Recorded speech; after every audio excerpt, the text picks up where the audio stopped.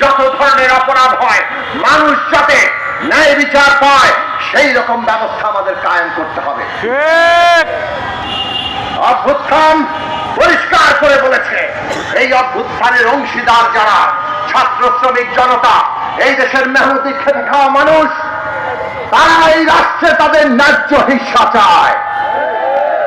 শ্রমিক কৃষক মেহনতি মানুষ, দেশের সংখ্যাগরিষ্ঠ মেহনতকারী খেটে খাওয়া মানুষ, তারা সম্পদ তৈরি করে, কিন্তু তারা তাদের ন্যায্য হিস্সা পায় না।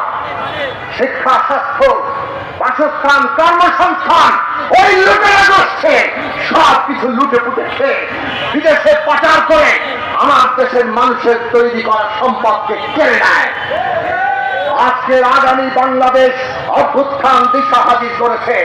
এই দেশে খেটে খাওয়া মানুষের ন্যায্য হিস্সা তৈরি হতে হবে, আর সেই অনুযায়ী অর্থনৈতিক পরিকল্পনা সহ সমগ্র পরিকল্পনা তৈরি হতে হবে। অভ্যুত্থান আমাদের সামনে হাজির করেছে ফ্যাসিস্টরা ঘৃণা, বিভাজন, নানা রকম ট্যাগিং ইত্যাদি করে তাদের ক্ষমতা পাকাপাকি বসেছে।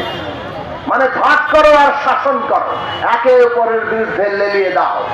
বাংলাদেশের নাগরিকের মর্যাদা প্রতিষ্ঠার বদলে আজকে যারা ধর্মের নামে, আজকে যারা জাতির নামে কিংবা লিঙ্গীয় পরিচয়ের নামে যারা বিভাজন তৈরি করতে চায়, ট্যাগিং তৈরি করতে চায়, যারা নানাভাবে ঘৃণা উৎপাদন করতে চায়, যারা মানুষকে অপমানিত করে, মত তৈরি করে নিজের মত চাপিয়ে দিতে চায়, এই সমস্ত জবরদস্তিকে অভ্যুত্থান না বলে দিয়েছে।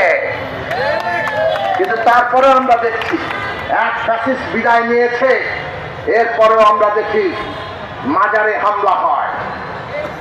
আমরা দেখি ধর্মের নাম নিয়ে তারা বিভিন্ন সংখ্যা দিক থেকে কম অন্য ধর্মের জনগোষ্ঠীর উপরে হামলা করে।